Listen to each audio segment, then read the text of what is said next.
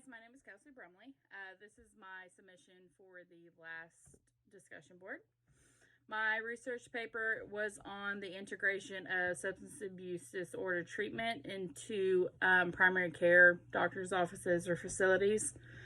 I picked this subject because it's close to home. I currently work in a MAT program where we prescribe Suboxone. We do counseling, case management, peer support, and they see a doctor once a week. So this was very personal to me because I've always been interested to know if primary care should give access to their patients for treatment for their addiction, whether it's alcohol or opiates, meth, cocaine, whatever it may be, to know if they will provide that treatment.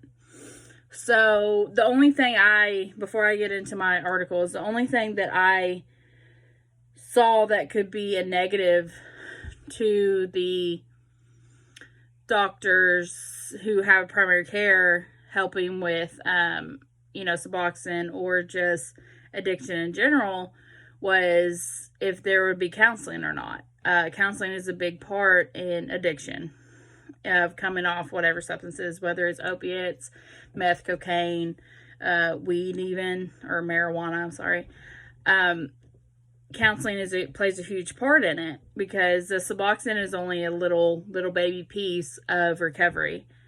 Counseling is the whole part of it. Having that support that you can turn to if you do want to relapse, if you're thinking about it, if you had a bad day or bad day at work, or your kids are stressing you out and you're just like, I just want to go get high to get rid of it all. Counseling can help figure out how to deal with those triggers, deal with those stressors.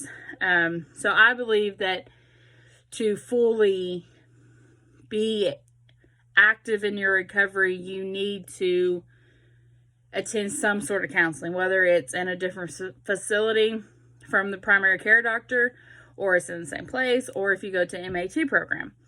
The only problem with MAT programs are some of them are pill mills. You go in there, get your meds, pay $100, leave. That to me is not actively participating in your recovery. That's going to pay some money, get some meds. If you're sober, you're sober. If you're not, oh well, because no one really cares when you're paying them money.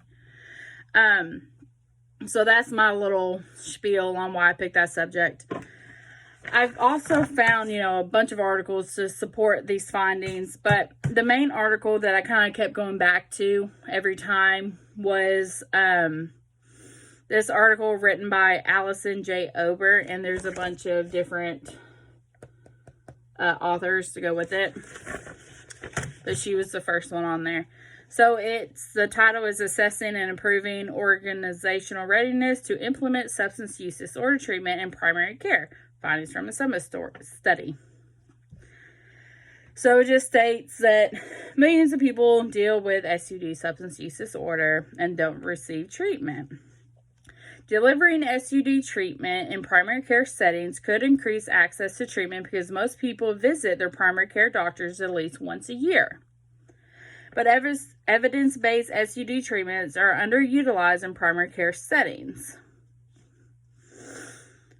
They conducted a study in organizational readiness. They did a pre- and post-intervention surveys with prescribing medical providers and general clinic staff.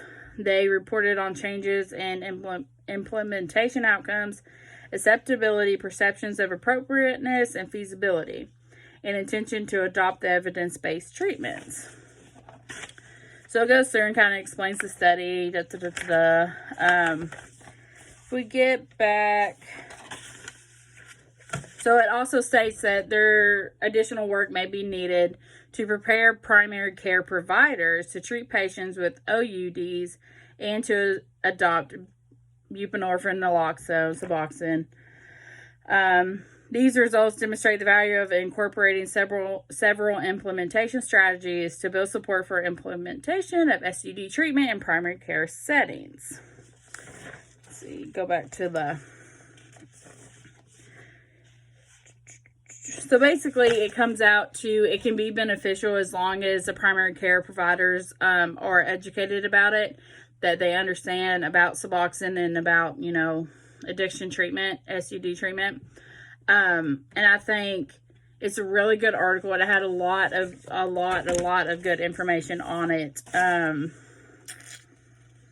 I think that's it. Thank you.